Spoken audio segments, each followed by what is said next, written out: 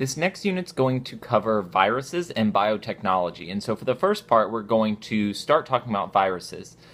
This is not really covered in your textbook, and so really the only source of information is going to come from this video.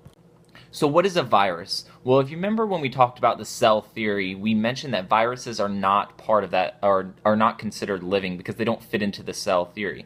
They can't reproduce on their own, and that they actually require a host cell in order to survive. And so a virus can be seen as a non-living parasite, essentially, that can only live and reproduce inside of another cell. And that other cell is called a host cell. And it's going to use that host cell's machinery to transcribe and translate all of the proteins it needs to create more viruses. And it does this by essentially hijacking that cell's organelles. And it's going to be composed of three main parts, either a DNA or an RNA nucleic acid, a capsid, which is going to be this protein coat, and then on some types of viruses there will be a viral envelope. And we'll talk about that as we move through this video. And each virus is going to typically be specific to only a certain cell type and a specific species. So for example, the virus that causes the common cold is going to be specific to the cells lining your respiratory tract. HIV is going to be specific to white blood cells. And typically those viruses are going to be specific to humans or maybe other types of mammals. So the first type of virus we're going to talk about is called a bacteriophage. And this is a sample diagram of what a bacteriophage looks like. It is called a bacteriophage because it's a virus that infects bacterial cells. And so you can see that you have that capsid or that protein coat. Inside is DNA, and then you have some of these other components as well. When we talk about bacteriophages, they can reproduce through two different cycles. And the first cycle we're going to talk about is the lytic cycle. So if you remember that word lysis, it means to burst. And that's essentially what the lytic cycle is. This is going to be the cycle that actually harms the host cell, and it's actually the most common. So the bacteriophage attaches to a bacterium.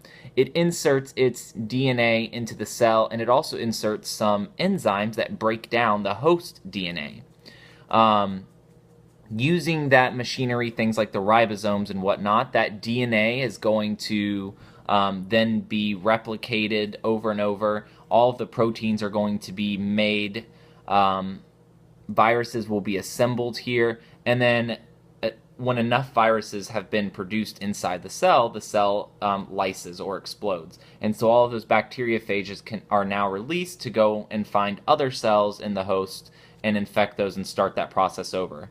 So you have attachment, entry of DNA, synthesis of genomes and proteins, assembly, and then release. Opposite of the lytic cycle is going to be the lysogenic cycle. And this is going to be a little bit different in that it doesn't really harm the host cells immediately like the lytic cycle does. So the bacteriophage is going to insert its DNA into the host cell. That DNA is actually going to become part of the host DNA. But it's not going to harm the host cell. The host cell's DNA polymerase, which is what we've talked about, is going to make copies of that, and then the cell is going to divide. And so that bacteriophage, or that viral DNA, is actually going to remain dormant or latent. So it's not going to have a negative effect.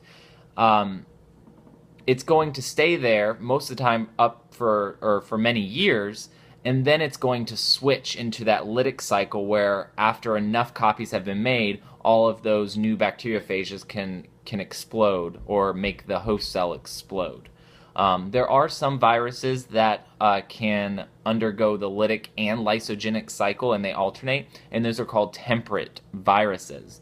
The ones that only undergo the lytic cycle are going to be known as virulent phages because they always have a negative effect. When we're talking about bacteriophages and as they infect multiple cells, sometimes they can actually carry pieces of the genome or DNA from the bacterium with them as they go and infect another cell. And so we call that process transduction. And there are two types of transduction. You have generalized transduction and restricted transduction. Generalized occurs during the lytic cycle, And that's just when random pieces of the bacterial DNA are going to be moved from one to another. And so that's going to increase genetic variation within that bacterial population. And so generalized is just going to be random pieces. And restricted transduction occurs during the lysogenic cycle, so when you can have that latent phase. And so the phage is actually going to insert, the bacteriophage is going to insert its DNA at a specific site. And then that's how it actually lays in the bacterial cell or the host cell dormant. When it then switches to the lytic phase, and it is ruptured, or that cell is ruptured, then those new bacteriophages can carry with them pieces of the DNA that were very close to the specific site where the bacteriophage inserted its DNA. So the restricted transduction is going to be a little bit more specific and limited to those areas right next to where the viral DNA was inserted. And generalized is just going to be a bunch of random pieces as the cell ruptures. So far, we've only talked about bacteriophages, which are the most complex and they're also the best studied. The second type of viruses that we're going to deal with are retroviruses. And these guys are pretty interesting in a couple of different ways. The first is that they contain RNA. So far with the bacteriophages, we've only talked about DNA as the nucleic acid. Retroviruses are going to have RNA. And so because they have this RNA core instead of DNA, they can't just insert their RNA into the host DNA. You can only insert DNA from the virus into DNA of the host cell. So these guys have a really cool enzyme called reverse transcriptase. And so this reverse transcriptase is going to take the RNA molecules and turn them into DNA. So we talked about normally going from DNA to RNA. These guys switch it. And so they go from that RNA to DNA, and then that DNA is going to be inserted into the host genome through a protein called integrase, or an enzyme known as integrase. So the RNA that's found in retroviruses contains the protein for reverse transcriptase and integrase.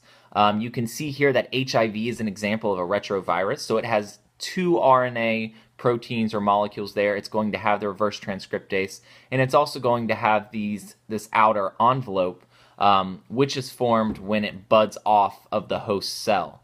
Retroviruses are also unique in that they are going to have these specific glycoproteins that aid in attaching to specific cells. So I mentioned earlier that HIV only infects white blood cells. That's because white blood cells have a receptor known as a CD4, and these glycoproteins are specific to that CD4 receptor. So the HIV virus can attach. It can then, as you can see here, start fusing with that host cell. Reverse transcriptase is going to take that RNA into DNA. Integrase is going to insert that DNA into the host genome. And then you can start reproducing more HIV viruses here that are going to bud off, and that is actually the form that is dangerous. So those are the different types of viruses. Tomorrow we're going to look at different flu viruses and what they have in common and how vaccines work, and then we're going to get started on a project that you guys are going to work on up through midterms.